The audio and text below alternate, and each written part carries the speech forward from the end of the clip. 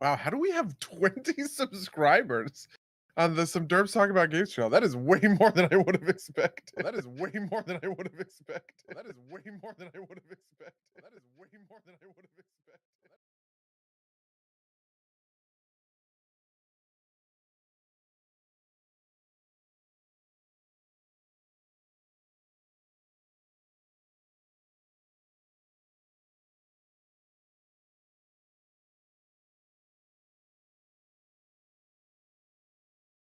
And I am your co-host, Buddy.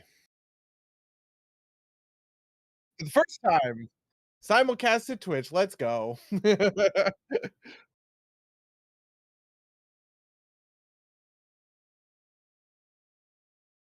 On this podcast, we like to talk about games, and also, I guess, like Avatar is one of the hardest to it's like sci-fi. It's like nerdy, just vaguely nerdy, I guess, right? But even then it's like the most popular movie of all time. How's that nerdy? You know what I mean? Like whatever the case may be. We are talking about Avatar, the way of water. Avatar Whalers on the Moon, as I like to call it, because Pandora is in fact a moon, and the story prominently features a group of whalers.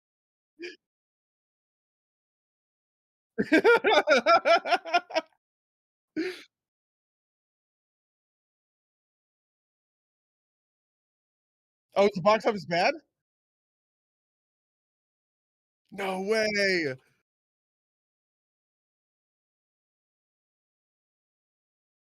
Oh, sure. Okay.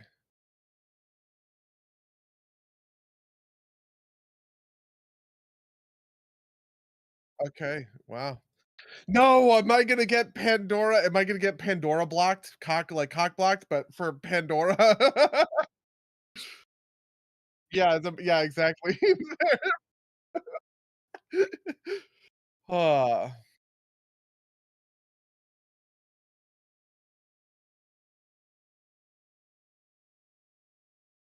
I liked it. I liked it quite a lot, all things considered. Not my favorite movie of the year, probably in the middle of the pack. It won't win any derbies, but it was just a solid time. It was like a long movie. It was like 3 hours. It's like 3 hours, right? 3 hours 15 minutes or something like that. Jeez, what a monster. Um I guess I feel a little weird. I famously really like, maybe not so famously, I really like the original Avatar. Everybody hates that movie. Or everyone likes to shit on that movie. I don't know that everybody like hates it.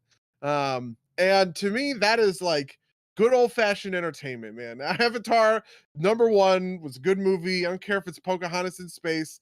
I actually, it does bother, that comparison does bother me, but whatever.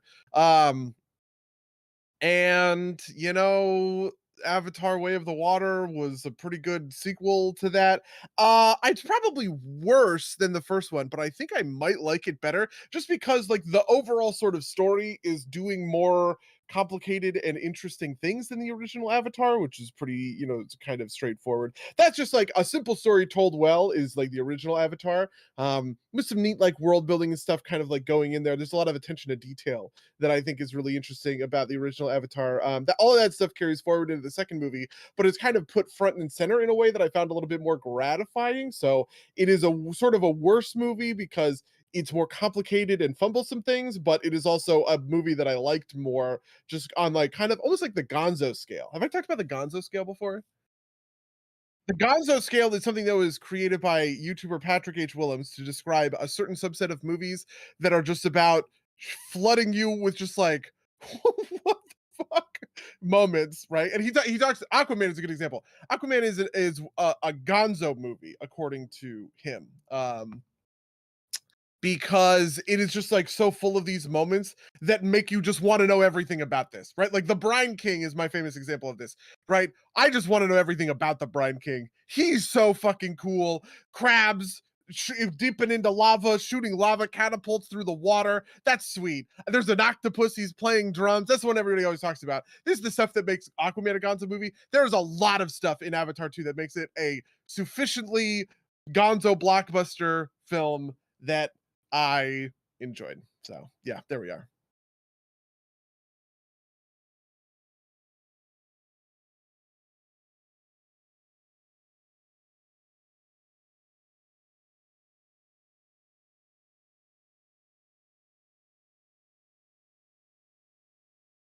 Sure.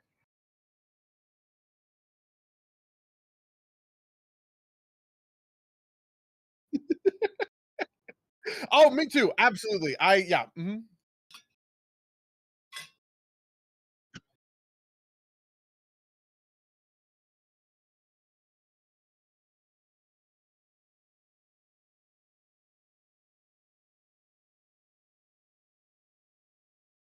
True.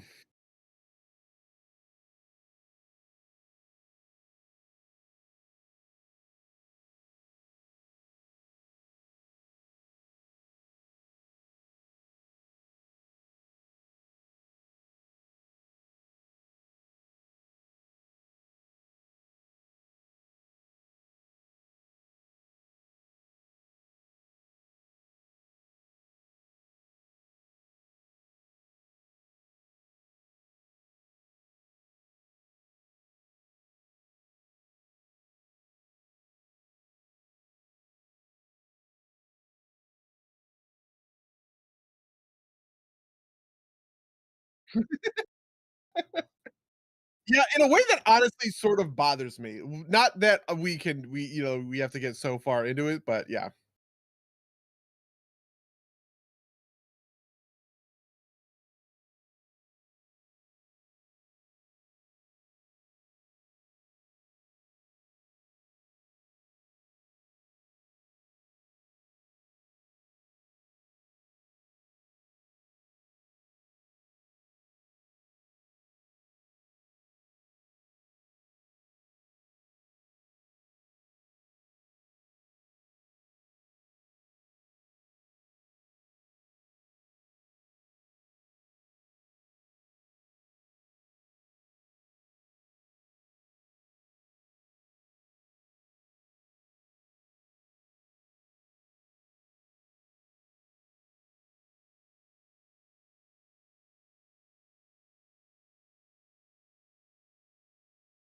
Ad Astra? That's Brad Pitt, right?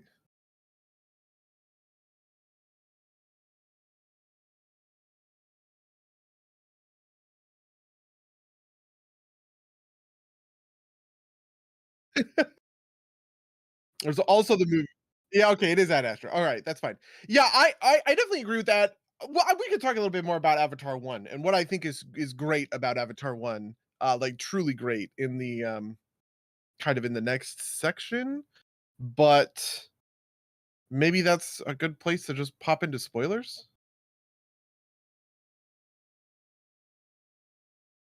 So the yeah, spoilers for this movie are you are right. I don't think I could explain the plot of this movie to someone. They would be like, "What? Whalers in space?" Yeah, like, that's half the movie.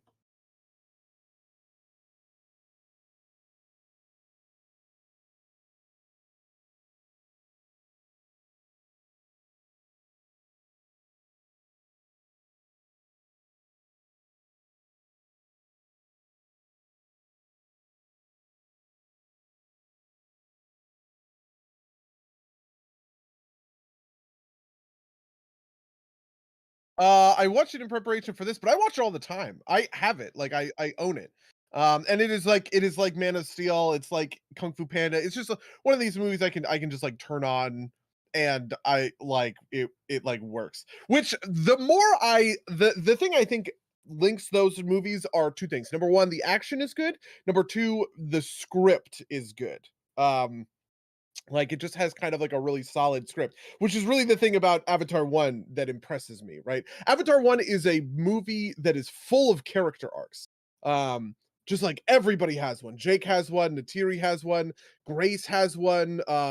I wanted to say Teddy, but his name is Norm. Norm has one, right? It's just like literally everyone. Quaritch has one. Right? It's like everyone is constantly kind of changing and growing over the course of the movie, sometimes for the better, sometimes for the worse, sometimes kind of fueled in like smart ways, sometimes fueled in like evil ways, right? Like, which is, I'm sorry, smart ways. Like, some people turn good, some people turn evil, is what I mean to say. um and I think all of those moving pieces just mesh so well together, right? that it really just makes for a strong, compelling story. I mentioned the term Cameron pilled because I told this to Rachel. She thought it was really funny. I feel like I am fully Cameron pilled. I think James Cameron can kind of do no wrong. Like he is just that talented a director. We should not doubt James Cameron's, you know, the skill at this. He is good at this stuff, and Way of the Water feels like it sort of delivers, right? The thing about the Way of the Water is it is full of these fringe moments that are bothersome because they are not true fridge moments. I did notice them in the midst of things, but I also kind of tried hard not to care about them. But it does make the script a little bit worse, and I do sort of it does sort of like bother me in that way.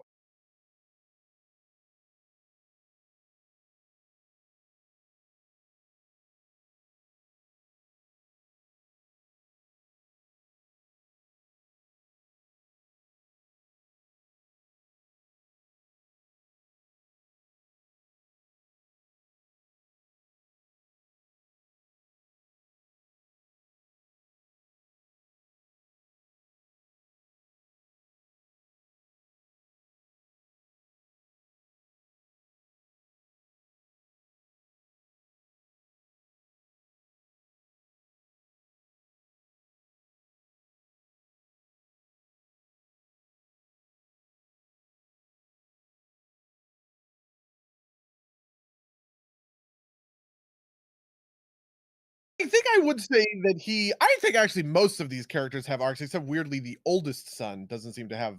Uh, yeah. Well, his job is, but also to kind of be like a supportive sort of like force or whatever. Because like I guess maybe it is less of an internal arc and more kind of like a perception arc. I think his name is Loat. I don't know any of these names, by the way. Zero of these names stick with me. I whatever. The second son is kind of like reckless and stupid. But I feel like his arc is less about him internally changing and more about everyone else changing around him, where you, including the audience, right? Where you kind of view him as a dipshit at first, but then like actually you kind of come to understand the deeper aspects of his kind of character, and you know his dad does the same sort of thing. um you know, Jake obviously has a weird arc about running. This is also part of the fridge stuff that I hate. Yeah. Oh, really?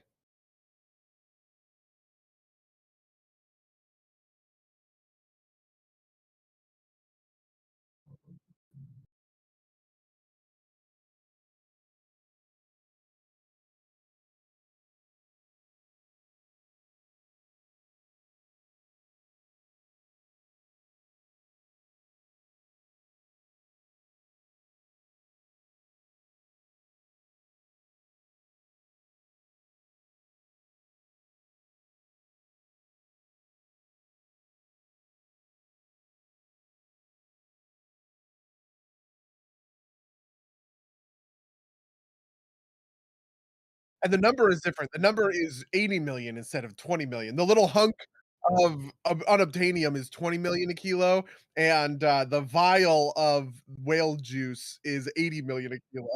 Yeah.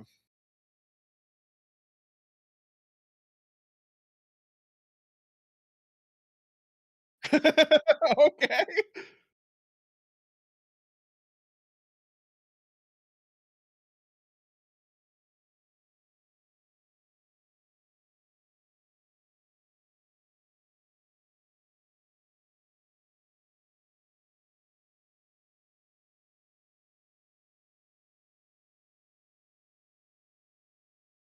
Yeah, and this is a little bit of what I'm disappointed about in Avatar 2. I was hoping for more depth among the human characters. One of the things I can't believe I'm about to make this argument.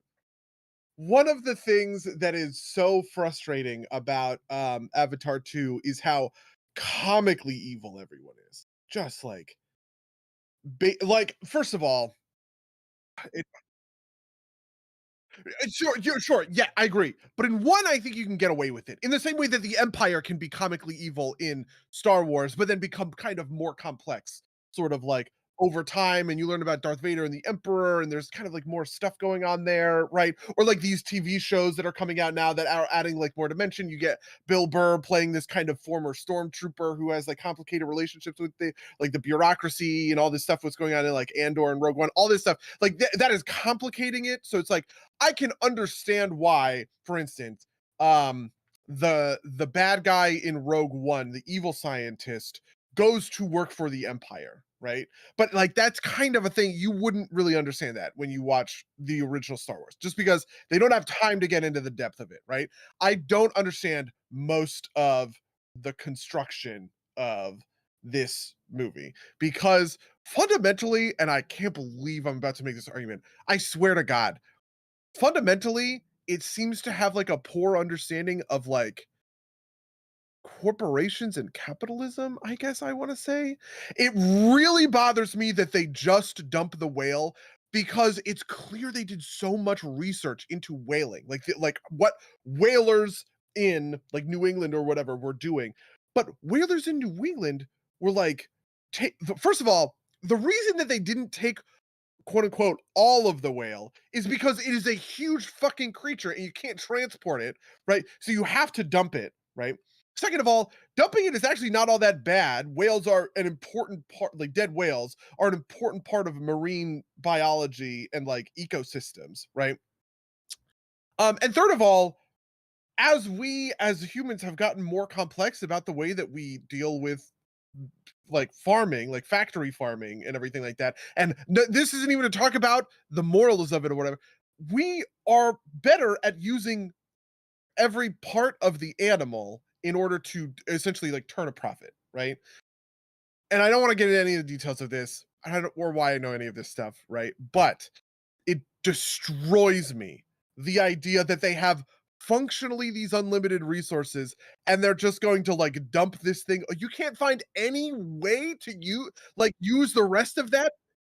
Just eat it. I know, right? How I sell it to the I it bothers me so much.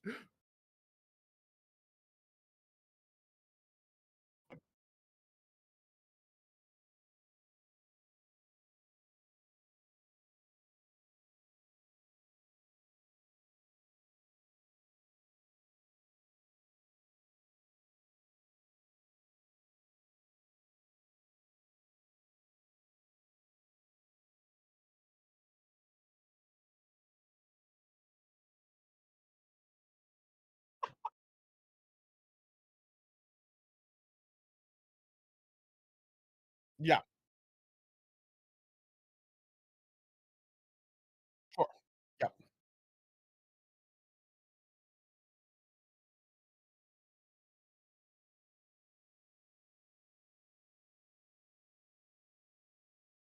Yeah, a person you can have literal conversations with. This was the thing that fucked me up, especially because I had actually just watched so there's a YouTube video about Coco the gorilla can't speak sign language. It went, like, mildly viral last year, and I watched it, and I rewatched it not all that long ago. Completely unrelated. I didn't know any of this stuff, obviously, at the time, right? Did something happen? My mic isn't broadcasting. All right, we're back. We're good. Oh my god, Don't that's worry so about it. embarrassing. Keep going. Keep going. Keep going. No one's Okay, watching. so yeah, for sure. Okay, so, Coco the gorilla did not speak sign language. They taught Coco signs in the same way that you teach your dog to that picking up a leash and walking to the door is the sign for you're about to go on a walk, right? Or picking up the like, at 5 o'clock, you go and you get a cup of kibble for your cat, right? Orion knows what it means when I walk over to where the cat food is and I open the container. If he hears that sound, he has learned that that corresponds to I'm going to get food, right? That is the way in which Coco learned how to sign. She just like there was no complex language happening in her brain essentially, right? Okay.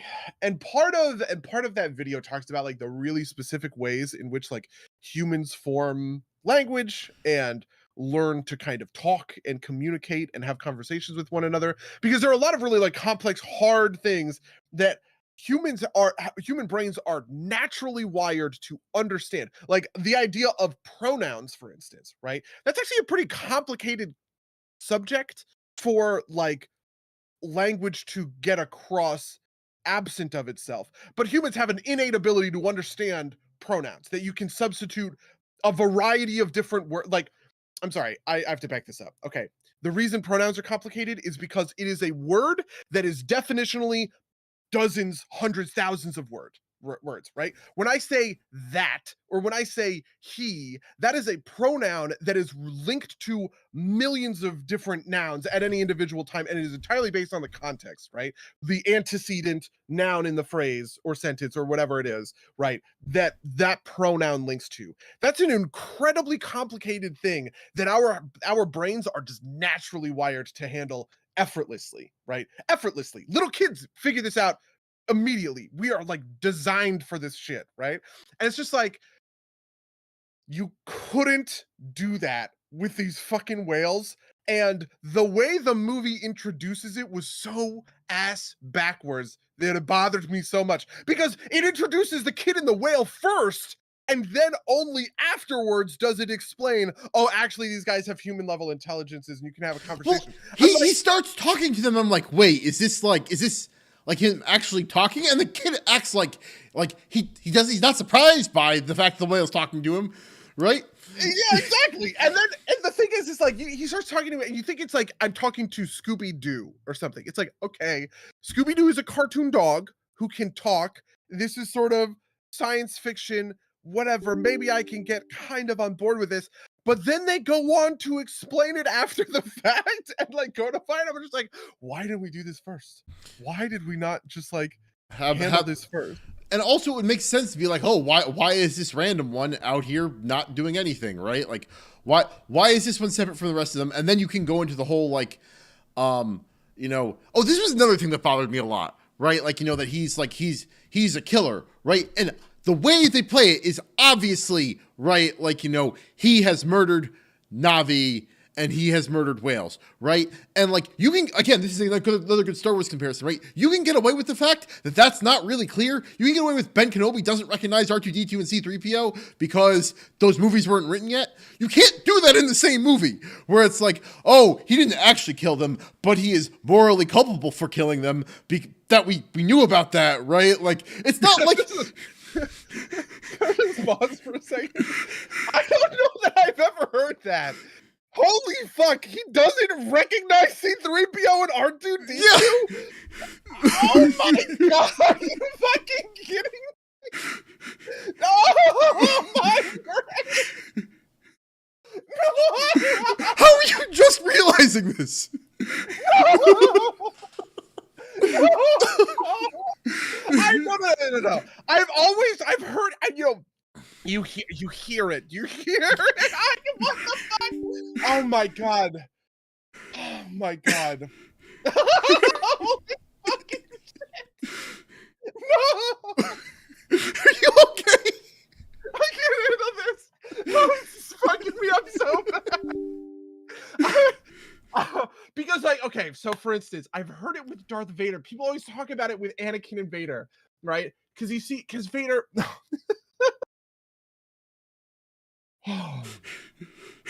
Oh my god.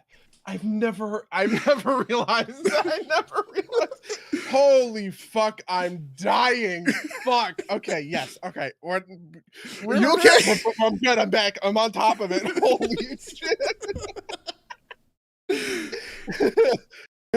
Anybody who wants to see me have an existential crisis, go to the VOD. Like, just like a minute and a half ago, 2 minutes ago, and just watch my like whole world come crumbling down around you. Holy fuck. Okay, I'm fine. I'm normal. This is fine. Okay. So, point being, right? Like, you can excuse those things because the movie, the prequels were written later, right? Like, you come up with some reason why it kind of makes sense or whatever, and you let it go because we're all people in the real world, and we're like, okay, that's fine, right? Yeah. That doesn't work in the same movie. So, like when Load or whatever his name is like, no, he didn't kill those Navi.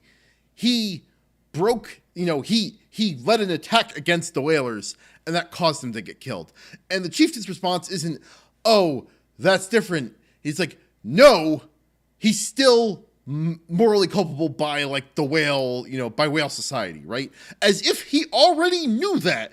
And no one sat down to explain to him that no, this whale isn't dangerous. He's just, an outcast because he broke their like moral precepts, right? Which like, again, I get that from like an audience perspective. Like I think that's interesting, but you can't do that to the character and have it like make sense, right? Yeah, like, this is the kind of fridge moment that we're talking about, right? These are the Yeah. fridge logic. Okay, yeah. Like another one for me that bothers the fuck out of me is Jake is so able to he's like mind reading the Quaritch and the like whatever, the sky people, right?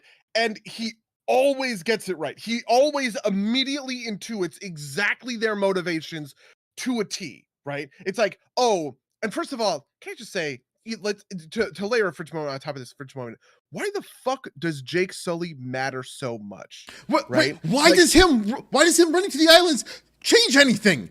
Right? Exactly. Do the tree people just stop attacking and they're like, okay, they're not attacking us, so we won't push out against them? Yeah, and on the complete other side of things, you can say maybe, okay, well, Jake as this, he was one of the sky people, he became the leader of his clan or whatever. He has this inspirational, Yeah, you don't want to martyr him or whatever, right? Like whatever. No, you do want to you want to kill the figurehead, right? You want to prove your power by killing one of their heroes. But the thing is that Jake demonstrates that he's not all that important or special because he shows up at the village and they're like, I don't give a fuck about you. And it's like, well, then he's not important and they should just not care about him. Right. Anyway. Yeah, no. But like, so if we take the movie at its word, right? Once Jake leaves, this keeps the tree people safe because they're not going to go after the tree people anymore, which kind of implies they would not be attacking the sky. They would not be attacking the humans if Jake was not there to stir them up. So is Jake just kind of like a terrorist who is attacking the humans for like, I won't say no reason, right? Like obviously there's a claim about like there's like a territory dispute, right? Like I think that's all legitimate. But like it implies that the only reason the Na'vi are fighting back at all is because Jake is leading them, and that once he leaves, the humans can like the tree people just either don't care or the humans stop fighting them for some reason, and then the tree people just do like he arms like 70 of them, right? And like Norm is still there, right? Like you think they're just like, oh, we'll just sit here and let the humans burn all of our shit, right? Like I don't get how this solves any of the problems. In fact, you'd think that driving them into hiding, like you said, accomplishes the same goal, right? Like they've dethroned it, right? And like I think I can get past like why they're still hunting him bit, right? It's like is he again? The thing that popped into my head was like like this kind of Al Qaeda like similarity, right? Like, Jake Sully is Osama bin Laden hiding somewhere, and maybe he's giving orders to the Na'vi from somewhere, but they don't say any of that. They don't show any of that. They just kind of like, and like, I'd even get it if like, the Brigadier General was like, okay, threats neutralized. We don't care anymore. And, the Colonel goes rogue or whatever, right? Like that makes sense to me too. That would make sense as like a revenge story, but it's none of that. It's just like, and they can't even get their story straight about like why the plot is happening, right? Is it that humanity needs to move to Pandora because Earth's dead, or is it because the whalers want brain juice, right? Like, is it both? How do these interplay with each other, right? Like, it just none of it, like, none of it like coheres. I think that's the biggest problem. Yeah, I think it is because they didn't just want to do 2 massacres of the Na'vi and of the tree people in a row. I feel like the original version of this had to be that the Quaritch and his guys show up and they find there's a lot of setup for this, it felt like, right? Which was like Quaritch and his guys are talking about how because they're blue, they're immune to like the nervous system, the immune system of the world, right? Yeah. Because Awa is this giant macro biological organism, right? We saw in the first movie how Awa was like kind of able to sort of like tip the scales and participate with the Navi by like sending the hammerhead Yeah, bull right. That rhino. that's ultimately what wins the day, right? Like it's Yeah, not the Navi exactly. fighting back, it's Awa fighting back. Yeah, exactly. And you could, and I think there were like there were sort of hints towards this, right? There were these sort of gestures, I guess I would say, towards this. But like they didn't really deliver on any of that any of that kind of front. And I feel like the reason why is because in like the first cut of this movie, it was like there was just like a really brutal attack on the village. Jake and his family escape. They need to find refuge. They do so in these islands. And I bet somebody was just like, that is like too harsh. You can't start the movie that way. We've already done this, we have already done this thing. Let's just have them skedaddle for another reason. I wish the reason they chose was better. Like Yeah, like, and also like, it's weird because it's like that. It's like it is almost like the Navi are completely helpless without Jake telling them to fight back, which kind of like like they attack like these like 4 to 20 human avatars, right? Because like their number seems to change pretty frequently. But these jarheads, right? Like these jarhead avatars, right? Show up and like completely subjugate the other island village with like no effort, right? There is literally no problem. And like it doesn't like do the Navi just like help us against the humans? Why didn't they just do what they did to like why after they like figure out which village the like Jake's staying at, do they not just like do the same thing they did to that first village, right? Like I don't know. Maybe the idea is that like they need shock and awe tactics, but you could at least show that, right? Like we're like, I don't know. yeah, these guys are not soldiers, they're whalers. That was the other thing that bothered me. It was like, I understand you have this kind of elite set of Marines in these avatar bodies, but like it seems like it seems pretty crazy they were able to like subjugate this stuff so hard. Anyway, I don't know, man. Yeah. This stuff, I feel like we could go on all day about this. But like I said, I did like the movie. Yeah. Like, frankly, the part where the space whalers were just space whaling, I was great. Honestly, right up until the very end, because again, that whole thing of just like that's all you use, as if like that. It bothers me so much. It's like the dumbest thing.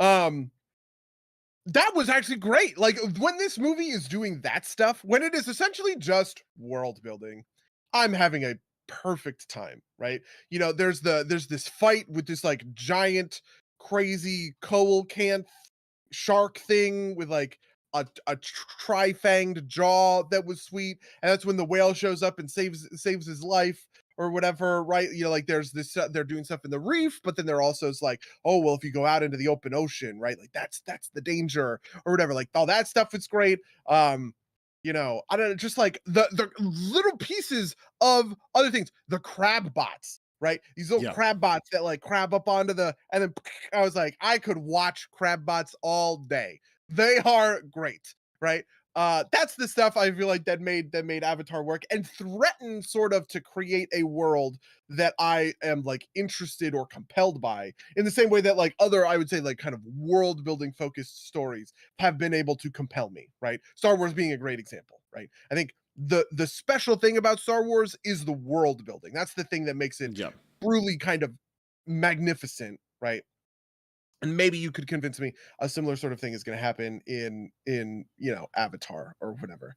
But yeah, I don't know, maybe my biggest disappointment is how sort of one dimensional all of these sort of human characters are and kind of end up being. Did nobody read Moby Dick? Moby Dick is all about whalers and like humanizing them, and like, yeah, they're just kind of guys working a job, and this is what their job is like, and this is like the fine details of it. And yes, they are in fact run by a captain who is insane and mad and from hell's heart I stab at thee. But like, you know, just the complete characterization of these whalers is like fundamentally like diabolically evil is just like, ugh, okay.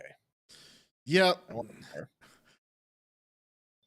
Yeah. I mean, I honestly, I think it would have been a better story if they just like didn't realize that like, or it would have made more sense if they just didn't realize that the whales were intelligent, right? Like nobody thought to figure it out, right? Like, the scientists can be like, they're pretty smart, like, that like they think they're like human, like our, Earth level whale, Earth whale level intelligence, right? Like you can even put in a throwaway line about how like there used to be whales on Earth until we like, despoiled the oceans or whatever, Yeah, or right? like you could explain that like it's a kind of intelligence that they're not quote unquote testing for or wouldn't necessarily understand. The Na'vi are able to communicate with these whales through sign language. They have complex social structures and like language centers, but like they don't do math and philosophy, which are two things that are name dropped as like Right. actual things that these fucking whales do. I'm like, what are the whales doing? Calculus? Come on. Like Yeah, and like I like I have no problem kind of like buying that as like a thing that's happening, but like I have the circle I can't square is anybody realizing that and like being so like being so like either you're all the way in on that and you don't care. Like I could buy that for the captain, but I can't buy that this marine biologist who's supposed to be like vaguely sympathetic, right? Like he's like, this is why I drink at night. No, either you cannot tolerate this, or you are like, or you're like, so you're just like you care just about the money and that's why you're so far in on it, right? Like I don't buy that any human is that medium about anything. you're like Joseph Mengele and you just like don't have any scruples and you're Right. just like willing to torture these fucking whales in order to pick apart their biology, right? Like that's fine if that's like the world that you want to live in. Anyway, Yeah. So I'm complaining a lot more about this movie than I expected to. When I got out of it, I was like, fuck yeah. I love Avatar. Let's go. Like So, question for you: Do you the woman's name is Natiri, right? yes. Okay. So, first of all, I don't know. I after watching two movies of this 2 days in a row, I kind of got sick of like something bad happens and Natiri just like screams. Like she's got like this very. But do you think she was actually going to kill Spider, or do you like because that's like just not addressed, right? Like she basically bargains for her daughter's life by threatening to kill the colonel's son, which I think is a good moment, but it's like not clear that it's a bluff, and you think that they'd address that at some point, right? I Like, think it wasn't a bluff. I don't know, maybe it's ambiguous for like for that purpose. I sort of think it wasn't a bluff. This is the part of the movie that I liked the most, and I thought was most interesting because so one of the other things I like about Avatar 1 is Quaritch himself. I think is a really interesting and kind of compelling villain, right? In the same way that like sort of like General Zod in Man of Steel is like a compelling villain. I think he's sort of bad the whole time, but he is bad for an interesting and kind of like off kilter reason, right? Like he's kind of he's like this weird cross of like Craven the Hunter and like a military guy. Because right. like the thing that is motivating to him, like the thing that motivates him to action is this like he thinks Pandora is dangerous, but that he's fucking tougher and that he needs to like beat the he needs to To like like beat beat the Pandora, just wild. yeah, beat Yeah. it into submission. Yes. Yeah, exactly, right? But like instead of being that's an archetype we've seen before, right? Like this is the kind of Craven the Hunter. This is like a big game hunter, bad guy archetype, right? Yeah. Oh, Um Clayton maybe in Tarzan. yeah, or Jurassic Park is the other one I was thinking. There's that second Jurassic Park movie where there's that hunter who just wants to he's the clever girl guy. Oh yeah. He's the hunter who just wants to hunt a T-Rex. That's the only thing he wants to do. And he does in fact do that. And he does in fact hunt and capture a T-Rex, but then he dies because velociraptors are too smart for him or whatever. Anyway, it's like I've seen that, but combining that with like this military kind of General Kurtz, Heart of Darkness thing, I thought that's really interesting, right? And he does have a unique arc. He does have a real arc. He makes a promise to Sully, right?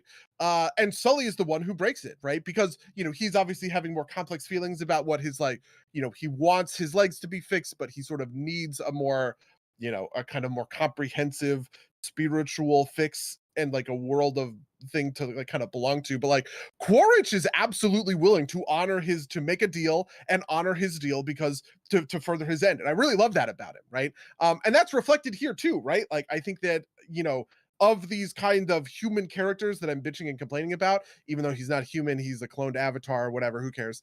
He is actually the most interesting of them because he has all of this kind of extra stuff going on, right? Like there's this part where he says, I admire loyalty. And it's like, well, that's true. He does, right? Yeah. He was willing to kind of do right by Sully.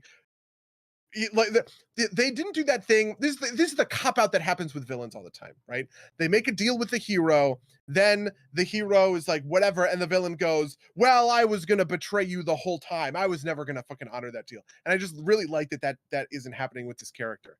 And so the kind of connection that he forms with his sort of son, and the interplay between them, the interplay between Spider and the other kids. You can tell Spider's a little bit of an outcast, right? They kind of tell you that in the Yeah. beginning. I wish it was a little bit like kind of like better, but you can even see it in a lot of the ways that specifically Neytiri is acting with him and stuff like that. I think all that stuff is great and just like works really well. And that kind of climactic moment of trading, Kiri for Spider, like that, all of that stuff basically worked for me, right? Yeah. So I agree. The only thing that bothers me is like I don't know how Spider goes back to living with them after that. Like obviously Spider gets captured before they leave, right? So like it's not like presumably he would have stayed back with like Norm or something if if he hadn't. But like to present at the end of the movie that he's staying with the family, it's like I don't know if like I don't know. Again, that's a little thing. Maybe I'm thinking too much about it, but it's like he's like Neytiri.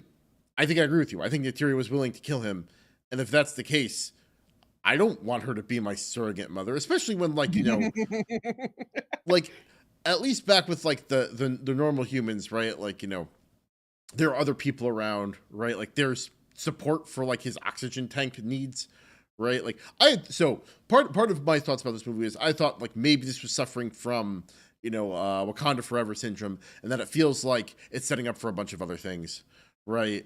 Like and maybe part of the reason this is a little bit flat is that there's avatars 3 through 6 are going to deliver, right? And so I had thought that the cliffhanger for this movie was going to be Spider choosing to go back with the Colonel, right? Because Neytiri threatened to stab him, right? Like or at least like not going back to the family or something. And it just I don't know, felt weird. Yeah. Yeah, and I liked a lot of that stuff on an emotional level, but again, there's more fridge moment Yeah. logic with this. Like the way in which Quaritch convinces Spider is weird and doesn't like I don't know that I could explain what happened there. He just sort of has a conversation and says some things, and at first I was like, okay, he's tricking Spider to go back to the place and then they're gonna like raid it, right? But then he's like, I put a tracker on you, and I was like, okay, well then they just like exposed the secret. Is that not the plan anymore? And no, that's not the plan. Spider is just with them and he's doing these things willingly, but like they don't explain. I was like, I could have seen that going a million different ways and you could have explained it correctly, right? But they sort of failed to sort of Yeah. do that. Is Spider bringing these avatar to the like the flying things like pterodactyls not like a horrendous betrayal of like the Navi, right? Like and like I Yeah, thought, I mean, and that stuff is cool, and I liked it, especially because like yeah, I thought maybe the Colonel was going to go through an arc, right? Like he's going to go through his own kind of redemptive arc, and like you do the classic bad guy thing where you ultimately redeem yourself by like dying saving people, right? Like or something like that. But like, so I would say that the Colonel goes through an arc. I do think the Colonel legitimately goes through the arc to care about Spider. The version of the Colonel that is willing to give up, right? Give up Kiri in order to save Spider. I don't think like that. That is evidence of him going through an arc. He's still a villain. He's still evil, right? And he has still done this thing of like evil synthesis of like taking the enemy's ways and learning from them, right, right? And getting these like sky things. And I was like, that is also really interesting because like this is one of the complicated things about the history of like colonization in like the Americas with European versus like indigenous people, right? Like the actual breakdowns of how those things happen were more politically complicated than it makes sense, right? Like people talk about Cortez, whatever the conquistador Cortez like single-handedly killed all of these Maya or all of these Inca, maybe it was the Maya.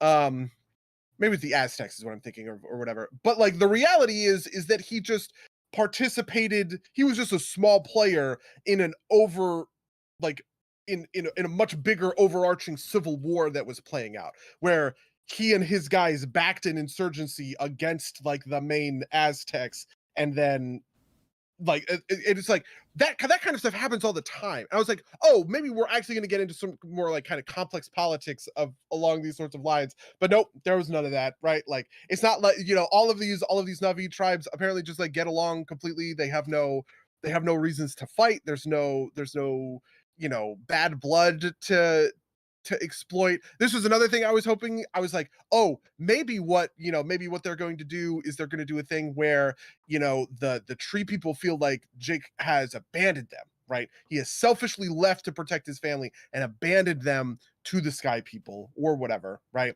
And Quaritch was maybe going to be able to like turn them or whatever. Nope, none of that stuff. There's like I don't know. Like I said, there's interesting, complex stuff going on here, and I did like a lot of that. But they did not go in ways that I thought would have made the, I guess, allegory stronger and more interesting.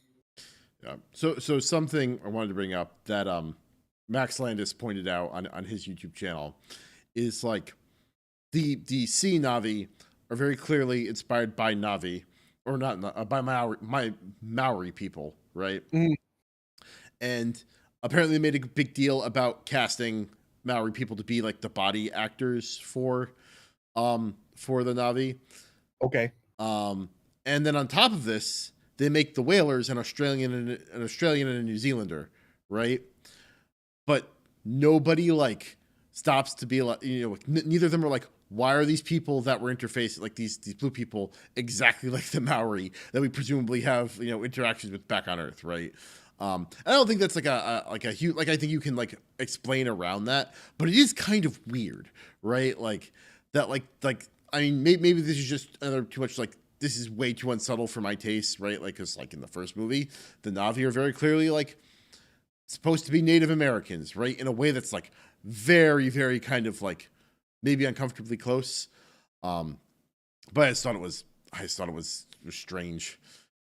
The talk about the fraught nature of coding and like I have a certain resentment for the way that people talk about coding because it like a lot of things is kind of this morally neutral concept that has sort of Sure. been like loaded with a bunch of moral weight in a way that I don't like. People not that there isn't anything to like unpack or like kind of like deconstruct, but that stuff is like reverse.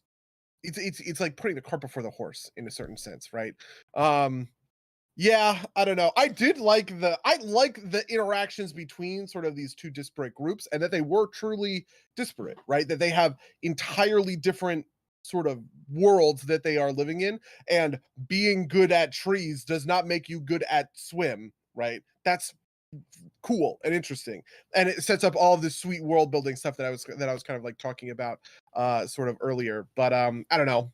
I just feel like the coding stuff is like impossible to figure out. It's not even like was there a lot of whaling?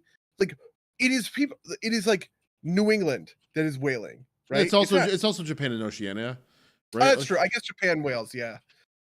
Okay, fair enough. yeah. I mean, and there's like there's some like pretty like kind of like strong parallels. I think is kind of like Australia, right?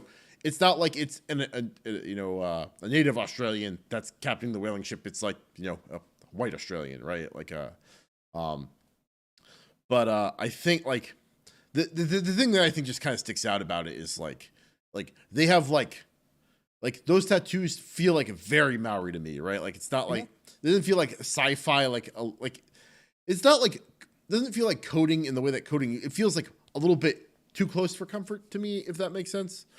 But I don't think it's a huge deal. I just thought it I was. just say that my favorite thing about the tattoos is that the whales had tattoos. Yes, yeah, that is cool. That was a beautiful moment of Gonzo. Like, what? How the fuck do they tattoo a whale? I need to know. I have to know, right?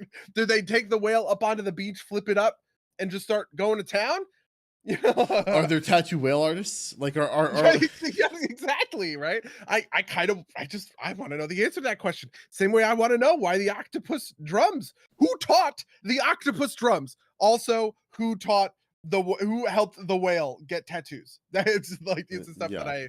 that I want to figure out and I Hon- want to know. Honestly, yeah. Honestly, in that thing, the thing that stuck out a lot to me was like, oh, the Sea Navi aren't just like people with more experience in the sea. They're physiologically different, right? They have bigger tails and they have thicker arms that act better as paddles, but presumably they're also heavier, so they wouldn't be able to like swing through the branches as well as the tree people could. Mhm. Um, and like, what does that imply about the world, right? Like, is Awa like guiding evolution? Or have they been like separated for so long that like, you know, like how many generations does it take for these like specializations to kind of appear in the Navi people? Um, Yeah, like that's that's a good super question. interesting. That's super interesting world building, right? Also kind of like the Awa consciousness thing. Also, like I think I was kind of disappointed that like they didn't like do. I thought they didn't do enough with kind of like the what was the Grace, like Gracie, maybe the Kiri. Kiri, like Kiri is Navi Jesus subplot, right? Like just kind of didn't um didn't get enough play, but I think that's definitely kind of like and this will be explored in Avatars 3 through 6 or whatever. um Yeah, I liked a lot of that stuff, and I was also the moment where she has this like epileptic attack. That I thought was really interesting, but it also kind of didn't go anywhere, and I'm not mad that it didn't go anywhere, but it was also just, like, super interesting, and yeah I n- wanna know, like, what was going on in that whole interaction.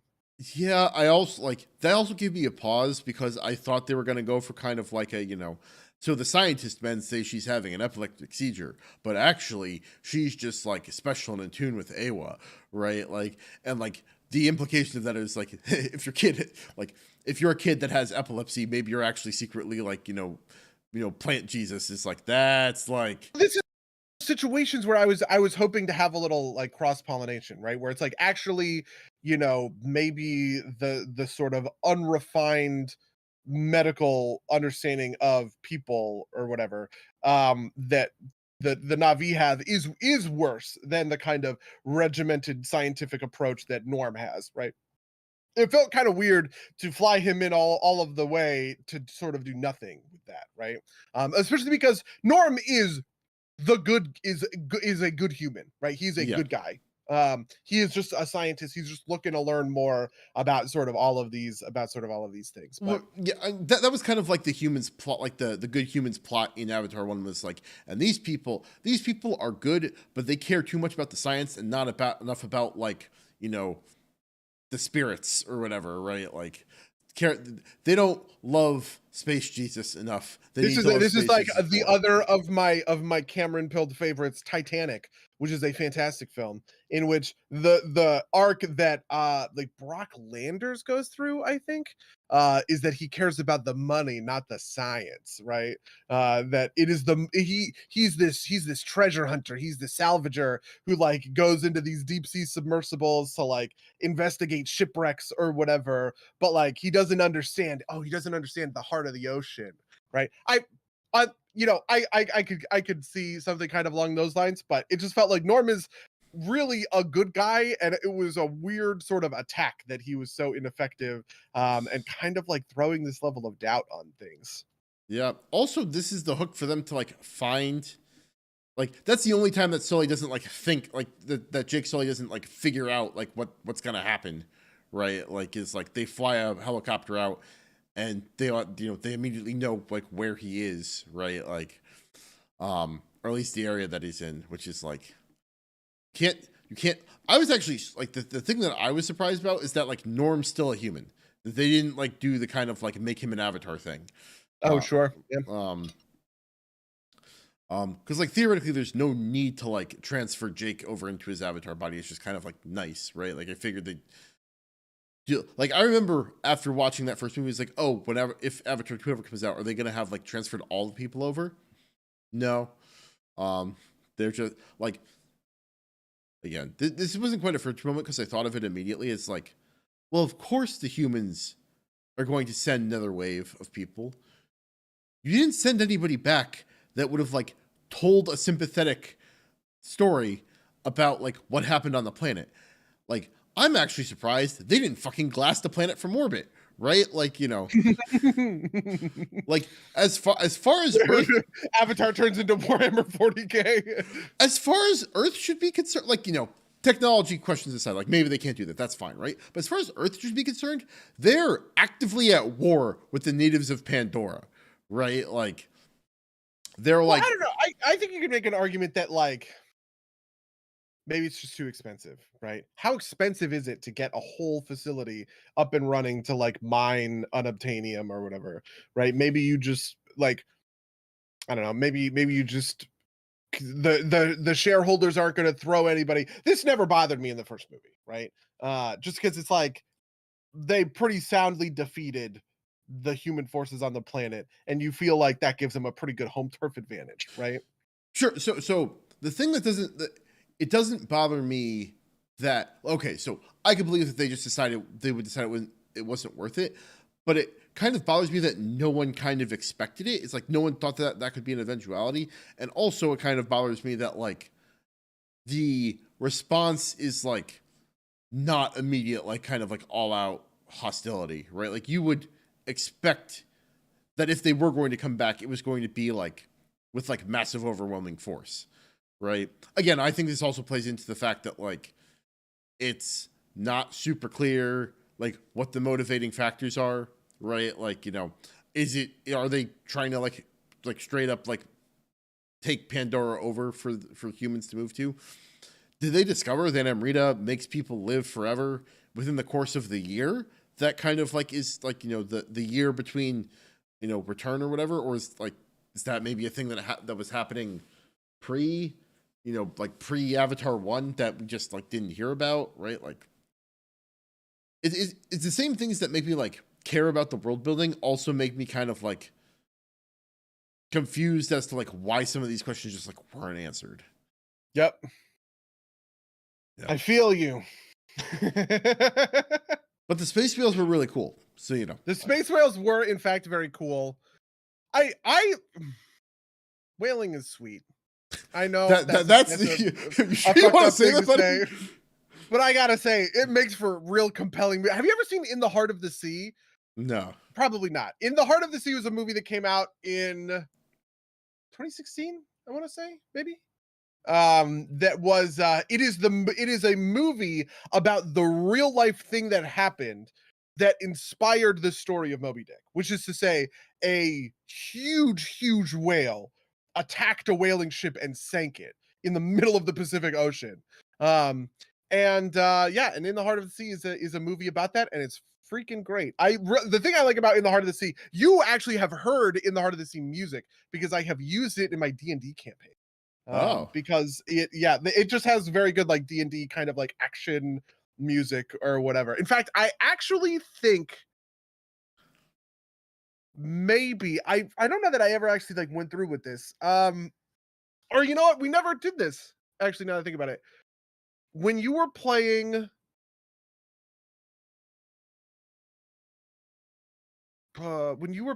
Beauregard, there was a reference to Ralph that was going to use this. Man, I can't remember. This is like 6 years ago or whatever it was. Yeah. But I just remember there being this reference to there's a thing about Leviathan hunting because obviously Kintargo was on the sea or it was on the Right. river.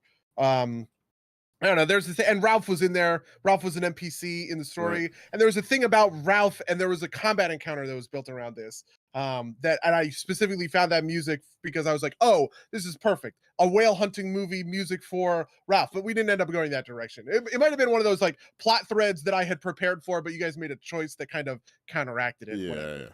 Yeah. No, I mean, I agree with you. I thought like the process part there was pretty cool. I just couldn't get over like the horror of like they're literally murdering like a thinking being, and they Yeah, know about it. They know what they're doing, right? Like that's like, but Mango, if certain people just happen to have brain juice that stopped aging or whatever, do you think that corporations would just murder those people? Come on, right? Like, oh, just like I like I could even see them doing it, just like maybe not being so nonchalant about it, right? Like it is. Anyway, yeah. Lou says in the chat, but he goes to see Avatar and comes through with the message that murdering space whales is cool. James Cameron failed. Listen, I'm this is my murdering space whales is cool arc. Okay, Aquaman is next year. All right, and then I'm gonna be back to don't murder the whales. All right, we just gotta ride this shit out. Well, you there, buddy? Oh, I'm sorry. Did I crap out? You froze for a second. It's fine. Okay. All right, we're at an hour. Did you have anything else you want to talk about with this movie?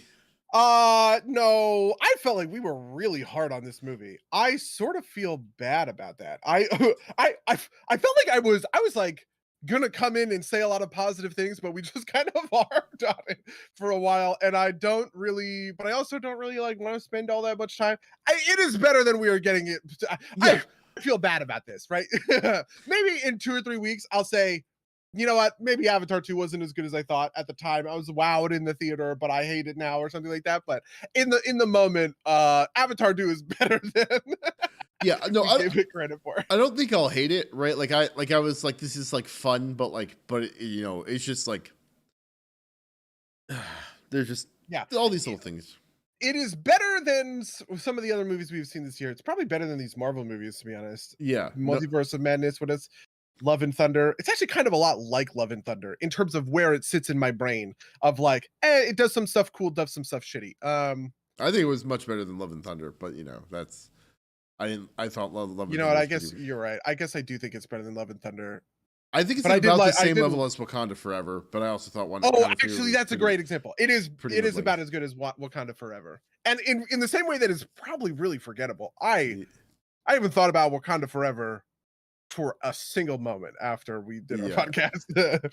I could see myself going back to this movie, but that's just because I love like this ocean stuff so much. Like I thought the movie was really pretty, and I think it's worth seeing for the visuals. I think it's worth seeing in a big theater for the visuals. But I don't know.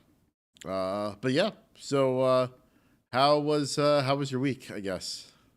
How was my week? God, my week is pretty good. What did I do? Oh, I did a million mythics. Mythic Plus opened up. That's almost everything that I did this week. I played I played WoW and I did Mythic Plus. I actually also played a lot of Hearthstone is kind of in an interesting spot. There's a control deck in Hearthstone. Actually, you would like this deck. Okay. I need to explain.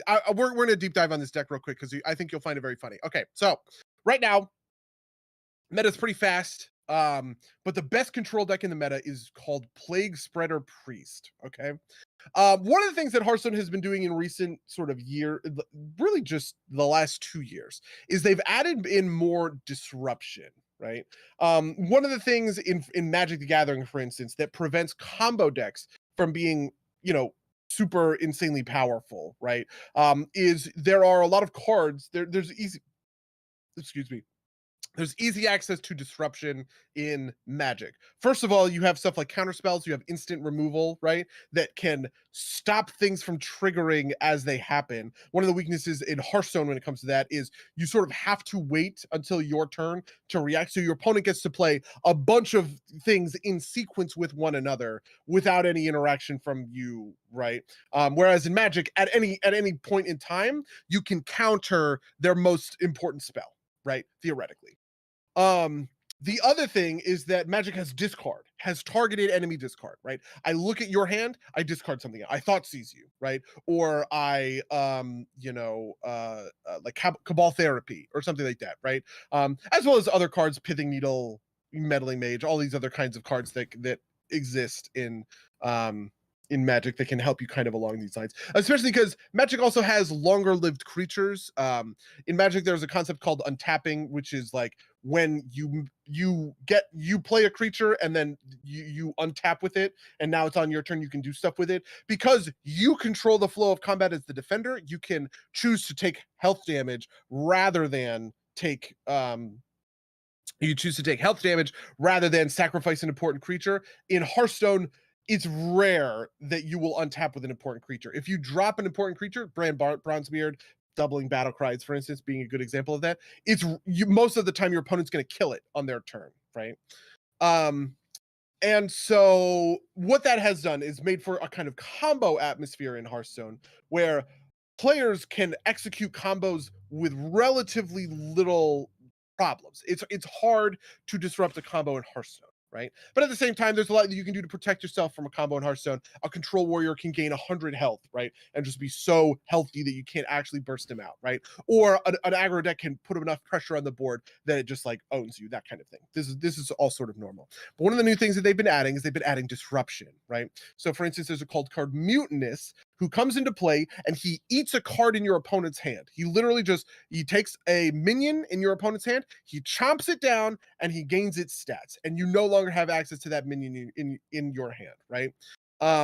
There's another card called Theotar, like Theotar from Shadowlands or whatever. He comes in, you get to discover a card in your opponent's hand, and then discover a card in your hand, and you swap them. So you give them essentially your worst card out of 3, and you take their best card out of 3. A lot of the times you can disrupt their combo by taking an important combo piece before they're able to get their combo off. The most recent iteration of this is a card called Plague Spreader, which is a 4/4 for 4 that has Death Rattle, turn a minion in your opponent's hand into a Plague Spreader, right? The exact same card or whatever. And then Priest has all of these other cards that interact with that sort of thing, right? They have a card called like Cabal Acolyte, I think, which is like a 2/4 that says resurrect the friendly undead that died this turn. Well, it resurrects Plague Spreader, right? They have a card called Zyrella the Devout, I think, who comes into play and she repeats all friendly death rattles that went off this game, right? Um, and so you get into this situation where you just get a million Plague Spreaders and you're just turning shit into your opponent's hands into Plague Spreaders, and then they're playing their Plague Spreaders and spreading things to your hand, but it doesn't actually matter because you're just kind of playing a generic value deck. You can let some stuff turn into Plague Spreaders, and then it dies again, and you're just making more Plague Spreaders or whatever. And then you play Zyrella, and you just get, and you have like 8 Plague Spreader like interactions. You just like pop, pop, pop, pop, pop all of their minions into Plague Spreaders. It's just like that whole deck is built on disrupting the shit out of your opponent, just turning all of your shit into Plague Spreaders. I don't give a fuck, right? But it has really funny interactions in other ways too. For instance, there's a card called Whirlpool, right? So I was playing against this rogue. He's kind of a value rogue, right? He's a really big hand. We've traded Plague Spreaders a bunch of times. A bunch of my Plague Spreaders have gone off. A bunch of his has gone off. You know, we both kind of have hands full of Plague Spreaders. But I have a card called Whirlpool, which is an 8-mana card that says, destroy a minion and every other minion, like all minions of the same type wherever they are, right? So it looks for all Plague Spreaders in all decks and all hands, and it kills them, right? And after I play Zyrella, I turn his whole hand into Plague Spreaders, right? Then he plays 2 of those Plague Spreaders. I then drop Whirlpool and nuke his entire hand because all of the minions were Plague Spreaders. And it's just like, this is so dumb. It is so dumb. It's the most Dave deck I've ever fucking played in Hearthstone history, right? My friends are like, buddy, what the fuck? This is terrible. You are so mean to people. I went into one of our chats where we're talking about Hearthstone, and I was like, oh my god, you guys, I've discovered Plague Spreader Priest. And one of my friends put a like an emoji that was just like, oh no, don't do this. Right? And it's just like, God, it's so stupid. It's so stupid, but it's so fun. Anyway, that's my little Hearthstone story. That's the recent Hearthstone goodness. That sounds fun. That sounds awesome. Is that your kind of deck, Mango? That sounds like my kind of deck. Actually, you know what's funny? Your kind of deck in Hearthstone has kind of a weird level of support right now because there's a card called the Harvester of Envy, right? Who's another Shadowlands character, and he says when you play a card that you copied from your opponent, steal the original, right? So what you do is you play a bunch of these like spells, right? That's like add two cards from your opponent's hand, add discover two cards, one from their hand, one from their deck, or whatever. It's like a minion that's like take a when this dies, take a card from your opponent's Mhm. hand or whatever. You stack up a bunch of those effects. You play Harvester of Envy, and then you just go like boom, boom, boom, boom, boom, and you like steal a bunch of their cards or whatever. It's so satisfying. It's dumb, doesn't win games, but it's satisfying. That sounds like my type of deck. Yeah. Dumb but doesn't win games. But it's incredibly frustrating. Yeah. But yeah. So in my world, speaking of things that are incredibly dumb or incredibly satisfying but frustrating, they nerfed the riot shield in Modern Warfare 2, and I am livid. They massacred my boy, buddy. I saw your tweet about that. God, that was funny. Like the riot shield is not without counterplay, right? Like it's dealable with. I can understand some of the changes they made too, but the thing I think that's unforgivable is they took the riot shield and took it from a 2-hit kill to a 3-hit kill, and that just makes it impossible to actually like win with. You just can't do anything with it. And so I haven't played Modern Warfare 2 since that change happened. It made me very aggravated. I'm hoping they'll change it back, but until then, I will not play in protest. Otherwise, I've mostly been playing well. Because of that, I got back a little bit into Guilty Gear Strive.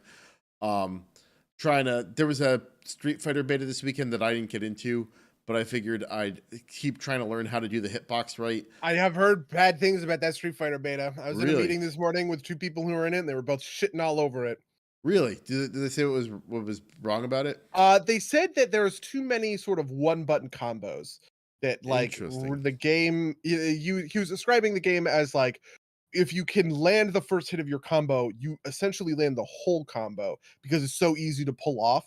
Oh, so Because of it's like a some little way, extra. Is this like the new control scheme? maybe. Okay, Uh, so for those at home that don't know, there's 3 control schemes in Street Fighter 6.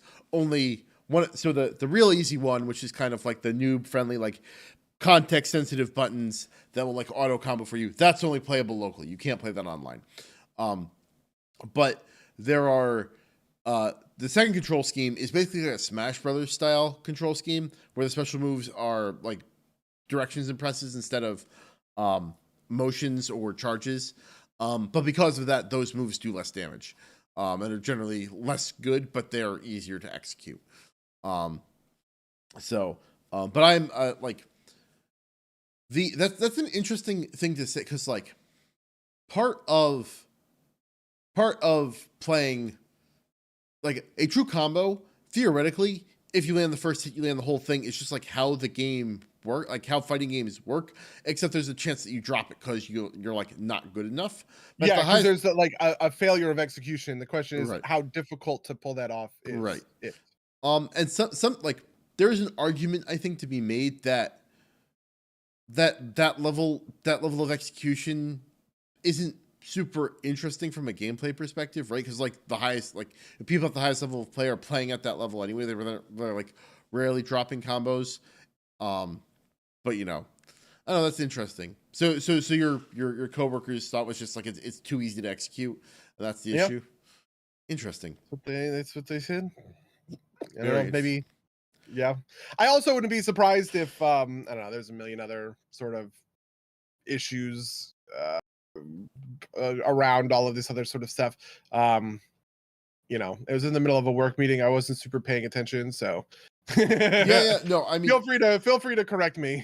No, You so guys. I haven't played, and I know that people were complaining about like one of the defensive mechanics as being a little too powerful, and then like the people I follow online were like, oh no, it's actually not that bad. You have options against it. You just kind of can't throw it out for nothing, right? Like that kind of thing. But I haven't seen a lot of talk about this latest beta, so I'll have to go do some watching. Yeah. But yeah, playing Strive, trying to relearn, get my fingers to do the right things with like it's frustrating, but I can definitely feel like I'm making progress on like actually controlling like for for a long time, I have felt like I am losing matches because I can't control my character right with the new controller setup. But it's finally starting to turn the corner where I'm starting to lose matches, not because of execution, or not because of like sometimes that would happen to me anyway because I'm not the world's greatest player. But like now it feels more like I am losing matches because I'm making bad decisions, which is a better way to lose, right? Like that's the thing. Where, like I know I'm making bad decisions. I know I'm playing poor or I know I'm playing poorly tactics wise instead of playing poorly execution wise, which is I think an important step to kind of like getting yourself to that place. Yeah. Yeah. So have you been doing WoW stuff? How did you like our first week in Vault of the in the Incarnates, Vault of the Incarnates? It's fun. I'm still like getting used to some of the new changes, right? Like I kind of don't like that tiger statue, but I picked it up at some point because I kind of had to. Um uh I can't really I like we've only seen a couple of bosses, so it's not like I can say that like anything feels particularly good or bad. Something that came up is I find myself frustrated by like mining nodes, like not being able to easily tell what they are from like the mini map. Oh Um, yeah, you have to see whether or not it's a Ceravite or like hardened Ceravite and stuff like that. yeah, so I was like, oh, I'm sure there's an add-on that addresses this. There isn't. Um, And then I was like, oh, well, I'm a programmer. I can write my own. Turns out you just can't grab those nodes program. Like there's a mod or there's an add-on that kind of does it, but what it does is, and this is fucking wild, is it don't like like the person who wrote it only recommends you only do it like while you're moving. Is while you're moving, it takes the mini map and like scans it under your cursor and then like picks up on tooltips and reads those tooltips and like tries to match it against the list that you set up and like will like flash the screen and make a noise. So and like that's clever, but it's apparently not very reliable, which makes like a sense to me, right? Like that it wouldn't be. But it's like, how else are you gonna fucking deal with this, right? Like, um, I don't know. It is frustrating that like there's no better way to do. I honestly, what I wanted to do is I wanted to write a mod that just like color codes the nodes based on like what they are and like maybe if they're like a an elemental node. Um, but I've actually kind of getting to the point where I've run out of like stuff to do in a lot of ways. Mhm. Like there's always little stuff to do, but like for like I was just kind of like going through like the non-world quests, and I'm most of the way done. I think with most of them, I need to check. I've been focusing on the what's it called the Tuskars and the expedition, but how about you? What have you been up to in the world of Warcraft? I did a ton of mythics, Right. because this was the first week for Mythic Plus. I probably ran like 20 or something. Um, it is interesting because some of them are just wildly out of balance with one another, right? We ran a plus we like just running Shadow Moon Burial Grounds is like the freest key I have ever run in my fucking life. It is so easy, right? I don't even understand half the mechanics. We've like died on stuff or whatever, but there's just not a lot to that dungeon, Which right? one is Shadow Moon Burial Grounds? It is a WoD dungeon. It's a dungeon from Oh, Warlords of Draenor. And then we went and we did like Ruby life pools, and it felt like fucking impossible. There's just so many, and I was like, is this like mechanics creep? Is it just because like I think the mechanics of the game are just like fundamentally much different?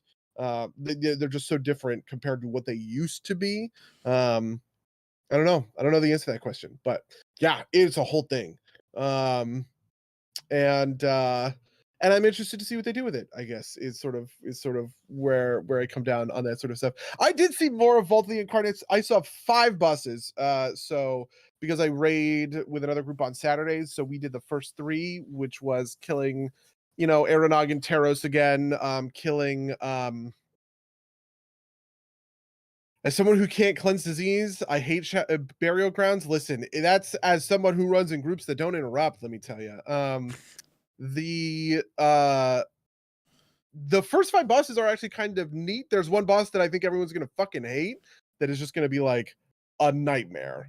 for any group to do that is about that's about spiders. But I don't want to. I don't know. I don't want to spoil that stuff too much. I am okay with Vault of the Incarnates. I'm sort of all right with sort of a lot of what's going on, but I am sort of feeling that um I don't know, I guess like malaise about World of Warcraft, which is kind of the danger that I talked about in like you had such a good reason to do stuff in Shadowlands and Battle for Azeroth. You don't have that reason anymore because they kind of took that stuff out, which to be fair, the community wanted, right? Right. People had been complaining about it. They'd been complaining about it for a really long time. But I guess I don't know, I wasn't complaining about it. And so it has been tough for me to want to like log in and do stuff in the way that I used to, right? Um which is which is tough. You're gonna get killed on Twitter for that opinion. Hey, tell me about it. Oh, here's an interesting WoW thing. Chris Messon is coming back. Right. Do you have thoughts? Uh, Zug Zug. I don't know. Like probably good, all things Oh. considered. Yep. Um, you know, I know in one of our chats you had mentioned, or in something you mentioned that you know he was presiding over the company where like some of this bad Cosby Suite stuff was happening. Um, Yep. I don't know, like I don't know how much of this like is on Chris Metzen, right? Like my opinion of this has always been like the thing that made Blizzard magical was also the thing that like enabled these kind of things to happen. When you have a friendly company culture, it also means the boundaries get pushed, and sometimes that goes poorly. And I assume Yep. that that's what you know, getting more corporate is how you like fix those problems, but it also like kills kind of like what makes the company like a magical place to work. Um, Yeah, even the Cosby Suite stuff, right? Like we're using that parlance. But the Cosby Suite itself is a weird story because at the time people like Bill Cosby hadn't been convicted of like raping all of these people. yeah, It was described that way because of like the floor or whatever. And entirely uncontroversial, unaccused people were talking about this on Twitter. A game developer named Zelnath, right, who hasn't worked on at Blizzard for years. He's the guy who made Pet Battles. But and then he went to go do League of Legends and designed a bunch of stuff in League of Legends, and then he left to do Ori and the Blind Forest, Ori and the Will of the Wisps, one of the, like one of those. He was kind of tweeting about how he went to the Cosby Suite. The reason it was called the Cosby Suite was because of the carpet on the floor, right? right. There were other messages that were included as part of that were taken way out of context, entirely uncontroversial. A guy named Dave Kosak, who was a quest designer on WoW at the time, would later go on to Hearthstone, have since left the company. He left the company in like 2018, I think I want to say, to go be like the creative director at some other studio. He was talking about bringing like hot girls to the room and in a group text, right, which got like leaked to whatever it was, Kotaku, Polygon, whoever published this story. And this guy Zelnath, he was like, yeah, he was talking about his wife. He was talking about picking up the wives from the parking lot and bringing them to the suite, right? Because all these guys were, like married and in their 30s. And the crazy thing is, all of the people in that, are at different companies, right? Zeldath left. I guess technically he's working for Microsoft now because I think Microsoft owns the Ori and Will of the Wisp people. Yeah. Ghostcrawler was another one. He works at Riot now, obviously. Like I said, Dave Kosak works somewhere else. Alex Afrasiabi got canned. He was sort of the smoking gun and all this. I think there's a lot of stuff that happens when it comes to this Activision Blizzard stuff that is not detail oriented, I guess is what I would say. Yeah, no, The people, yeah. the Cosby part of that did bother me because like I remember somebody I was listening to going off about how like everybody knew it was a problem. I was like, no, I think he might have been technically convicted, but like Hannibal Buress like brought it to public No, attention. no, no, Like, no. This was, but this is my point. It was before the Hannibal Buress thing. This was in the Blizz. This is like 2013 BlizzCon. The Hannibal Buress thing is in 2014. no, Right? but that's my point, right? Like I think he technically was convicted, maybe civilly. Like there was something that happened that before, and Hannibal Buress brought it to attention, right? Like everybody kind of ignored it, and then Hannibal Buress brought it to everybody's attention later. That you're correct, right? Like that's the point. Yeah. But that's like the thing that people, people want to say is like, oh, like people will go and like look at the conviction date, and it is pre that incident. But that's just because people weren't paying attention, like people weren't scrutinizing stuff this closely, right? Like, Yeah. um, so and again, the big point being is like that Alex, whatever his name is, he fucked up, right? He's a bad person. That happens, right? Like that is why these companies go so corporate, is because like everything's fun and games until this happens once, and then everything gets locked down, right? Like Yep. you discover why corporate America sucks so much, and it's because if it doesn't, then people get hurt, and no one wants like to live with like you could say like no one wants to like accept that liability.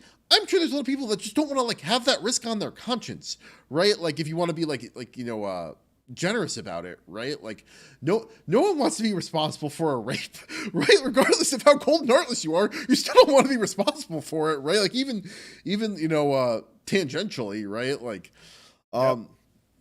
so you you you lock that stuff down, and you prevent, like one of the companies I worked for, I won't say which, had a specific policy about interoffice relationships, right? No other company I've worked for has had an explicit policy about that, as far as I'm sure my current employer does, but like it's not like this was handed to me on like day one. It's like something happened here, right? Like there is a specific incident that somebody can point to at either this company or a previous company that made this policy be so prominent, right? Like Yep. No, that is absolutely true. This is something that's happened in my work before, where like something is not a consideration. Nobody thinks about it. Oh, should we work with a married couple?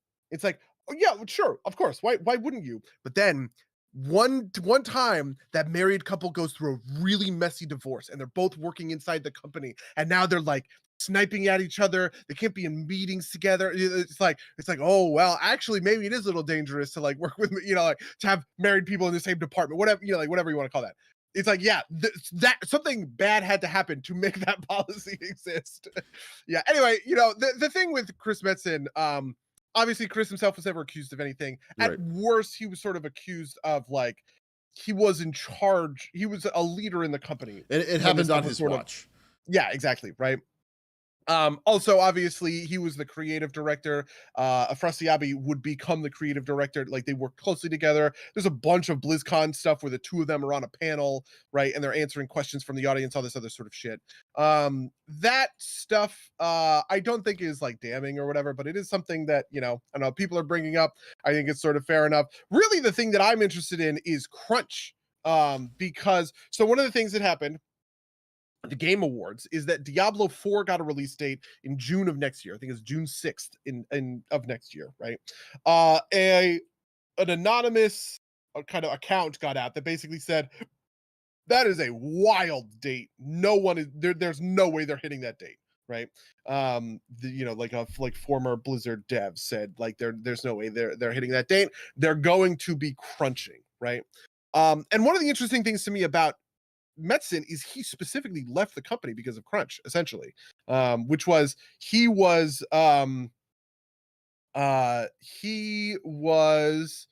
so like stressed out and like overworked from all of the responsibilities. This is around Warlords Legion time, that he was having these like crazy panic attacks and heart problems or whatever, and his doctor literally was like, you should like leave this company, which is why I think it's sort of interesting that he's kind of on his way back. He's not quitting his day job, doing that thing. He did a Kickstarter for like a D&D campaign Yeah, yeah. setting, that's apparently like still happening or whatever. His position is just advisory, He's gonna be like a consultant or something. Yeah, that feels yeah. like Yeah, I what I imagine this means is that he's going to be in a couple of meetings about the direction of like the next expansion. He's going to get a feedback pass on what the future WoW expansions, their story and stuff like that is eventually going to be like. Which is funny because everybody fucking hates. Do you know the name Steve Denuser? Have I ever talked about Steve Denuser? sounds familiar. Steve Denuser was the lead. Okay, maybe I should just codify this on the podcast. This is my Steve Denuser rant, okay? Steve Denuser was a writer. He was like a quest designer on Kingdoms of Amalur. Do you remember that Oh game? yes, yeah, the Kurt Schilling game. The Kurt Schilling Schilling. game that he got like $50 million from Rhode Island to make this game, bankrupted just everything or whatever. One of the guys who worked on that game was Steve Denuser. Then he would eventually move on to the WoW team, right? And he was a quest designer. At the time, WoW did not have narrative designers. They had only quest designers. Quest designers were basically the ones in charge of writing the story because they were the ones who were writing all the quests for that story, right? Um, at the time of, I want to say BFA, but it might have been Legion. He was definitely a quest designer in Legion, but I think this change happened between Legion and BFA. At the time of BFA, they decide, you know what? We need narrative designers, true blue narrative designers who are going to do narrative design work, stuff like writing NPC dialogue for, some of the stuff that we've seen in BFA and Shadowlands, the stay a while and listen dialogue. There's a lot more voice content in WoW nowadays. All of that stuff is obviously written. The narrative designers sit in on the VO sessions, all this other sort of stuff. They're the ones who are planning out sort of these main campaign quests and stuff like that. Typically working hand in hand with a quest designer. All of this stuff is public information, but zero people know it because they don't actually care. People in the WoW community fucking hate Steve Denuser. They think that everything that has gone wrong with Shadowlands and BFA is because of Steve Denuser. The reason why is actually pretty simple. It's because he's the one on all the podcasts, right? When they want to interview somebody on the WoW team about the game's story, they interview Steve Denuser. And I have to say this, he is really bad at interviews, right? Professionally, as a person whose job it is to be the professional face of his company, boy, does this man not know how to put a fucking sentence together that is a good sentence that people will comprehend well, right? As a guy who has a 6-year long going podcast, he's not good at podcasts, right? Yeah, so he's just like, he has this way of sort of putting his foot in his mouth, not being very specific with his words, making these kind of unclear analogies that give people like the wrong impression, a bunch of different stuff, right? So anyway, the WoW community has this huge hate boner for this guy Steve Denuser. And one of the things that came about, I personally posted on like the Warcraft lore subreddit. I was the one who was like, hey, Chris Messin is coming back. And I was getting all these responses from people that were like, wow, I hope that he convinces them to kick Steve Denuser to the curb. Fuck this guy. Like all of these like hate posts about Steve Denuser. And what I guess they just, I don't know, maybe I pay attention to this stuff or they don't. Steve Denuser got a promotion between Shadowlands and Dragonflight. He is now the narrative director. He went on a podcast with like one of the lore like YouTubers, one of the WoW lore YouTubers. And they asked him a question. They were like, "You're the lead narrative designer." He's like, "No, actually, I'm the narrative director now. I got a promotion or whatever." And I started telling people that, and they were like, "What? No, he's so bad, right?" Like all this stuff going completely apeshit. Anyway, the thing I want to bring up about Steve Denuser is the same thing I want to bring up about Chris Messin, which is that people don't understand. These guys have the name, but these companies are big, and there are more people doing this work than you think. And the person responsible for the things you hate and the person responsible for the things you love, that's going to be like a bunch of different people on the different teams. Do you know what I mean? And that is that's like the takeaway. If I can preach any message on my podcast, if I can evangelize anybody who is listening, just be aware that WoW is a game that is being made by hundreds of people. There are more people than just the names of the people who show up on the podcast. To them, and I think the same thing is going to be true for Chris Metzen. I don't think there's a tour theory, like there's no version of things where like Chris Metzen is going to decide what the next expansion is going to be because he's so like genius or whatever. Like, no, of course not. It is going to be a big gigantic decision made by a big gigantic corporate entity in the same way that any of these kinds of decisions get made. And I just that's it. That's what I want to say. Yeah, I mean, I could see them going to him for like specifics, right? Like, I think like the actual narrative thread is a thing that's like potentially a little bit more controllable by one person, because like ultimately that's not as important like from like a business perspective, right? So like the things we talk about with like grind and whatever, that's more likely to be done by committee. So I could see there being like room for him to have maybe more control than you're suggesting, but it's also not guaranteed, right? Like, especially with other people's fingers in the pie. Yeah. Have you watched the End of the Raid cinematic? Do you care about that stuff? I have not I have not. watched it. Yeah. Okay, yeah. I was that was an interesting. That was a question I was wondering about. Is like how much do you pay attention to any of that stuff, like on WoW News or something? So this is something I'm. It's weird that I have managed to do this, but I'm basically like, I do not care so much about being spoiled about it, but like I am almost totally separated from that world, right? Like I don't read the subreddit, and like the only person on Twitter that I follow that's relevant is like you and Red Shirt Guy, right? And like you guys are like tweeting spoilers out, right? Like True. and I don't like, I don't like have Red Shirt Guy. I have you on alert because like I have all my real life friends on alert. But like Red Shirt Guy, he could tweet and I could miss it, right? Like I don't, Yep. my tweet thread is filled with like thousands of idiots tweeting about nonsense. So,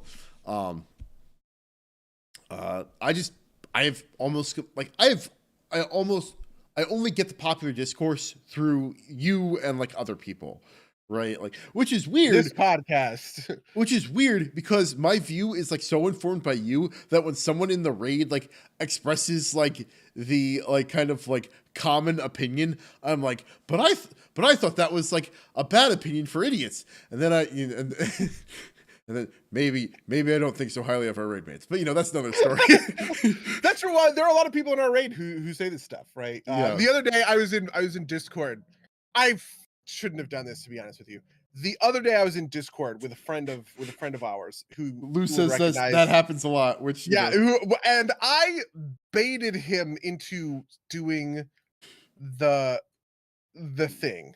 I baited him into basically explaining what he didn't like about Shadowlands. And to be honest, I didn't even really let him explain because all I wanted him to do was say something stupid so that I could actually him really fucking hard. Right? Like he did this thing.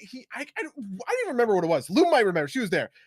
We were just doing whatever. And he was like, as much as I hated Shadowlands, and I think Lou was like, you just hate it because Twitter tells you to hate it or whatever. He was like, no, these are my own opinions, they're really well informed. And I was just like, name one. Right? Like what is one of those opinions? Let's go, let's like actually have this conversation.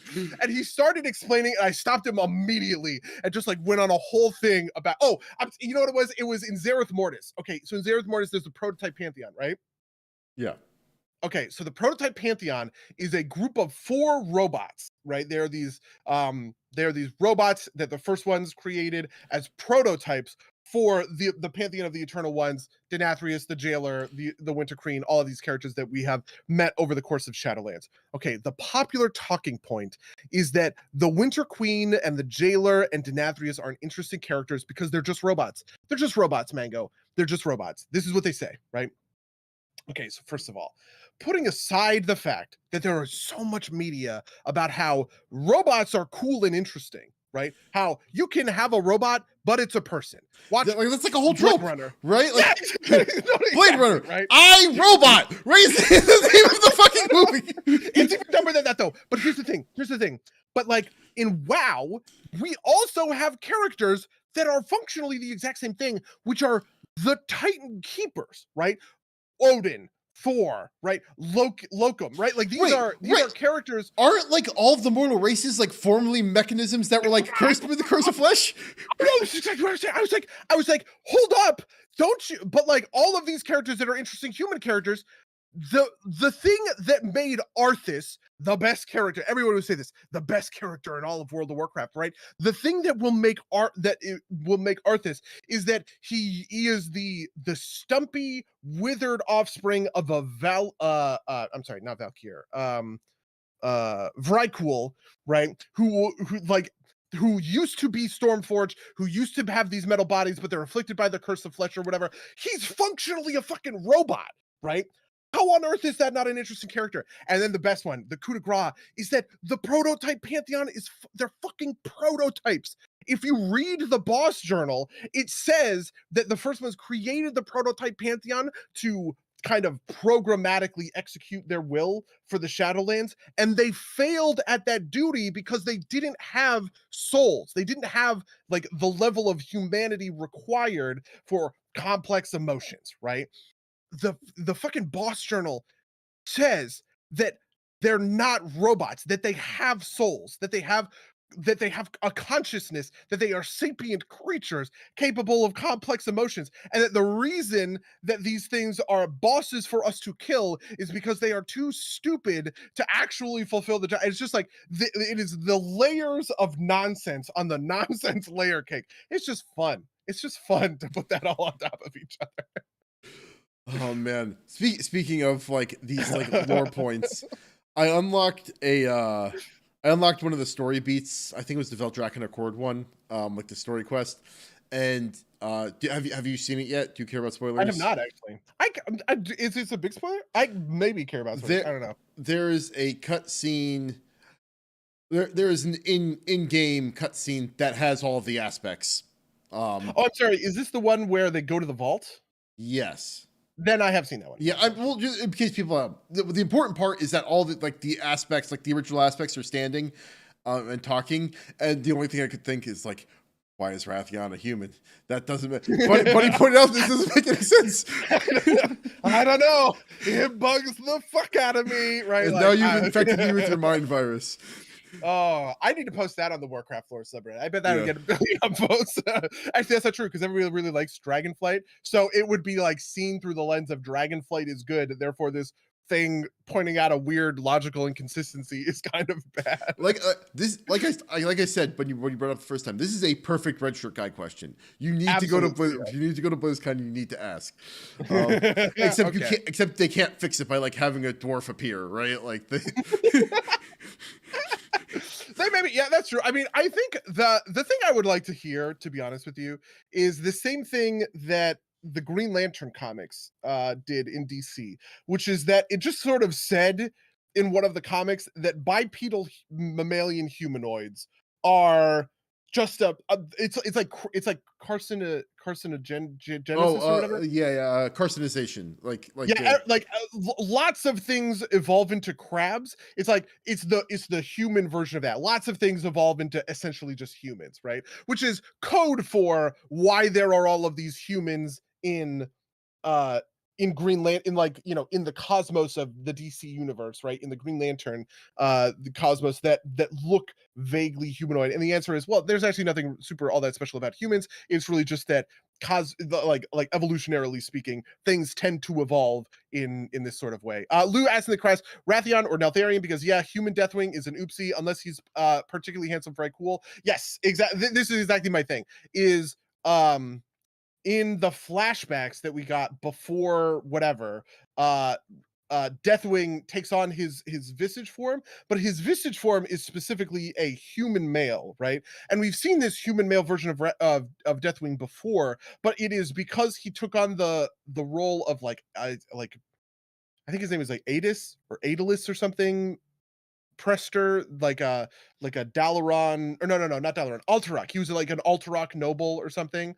And it's like that was something that he assumed during the Second War because of how, because of how that war was going. That was like a recent thing. It was not something that he would have picked up 12,000 years ago before the Sundering or whatever. Yeah, and then the other thing that I pointed out is that Nosdormu and Malygos are both high elves, but high elves didn't exist because again, this is before the Sundering, right? So there was no Sunwell, there was no kind of parallel evolution between the high elves and the night elves or whatever. Even Ashara herself, which the only one that really makes any sense is Ysera, who is a night elf. Night elves would have existed at that time. That's basically it. That's the point. Anyway. Are there any troll dragons? I know that like I've definitely seen Tauren dragons. Or like The troll dragon is Senegos, who is the dragon, who's the blue dragon from. Do you remember Azuna in Legion? There's that whole bit with the blue dragons I might and the have dropped crystals. Legion before that, but is he No, the no, no. one? It was in like the first zone. There's like an old dragon who's like in a big Oh, pool. right. Um, Yeah, yeah. yeah, that guy. He excuse me, his visage form is a troll. Okay. There's also in Hearthstone Kazakis, who is a troll black dragon who is like a relative of Onyxia. But that's like Hearthstone lore that doesn't really count. So yeah. Yeah. Fair enough. All right. Well, we're over time as per usual. So, um, unless you have anything else you want to talk about, I'm going to wrap it up. Sure.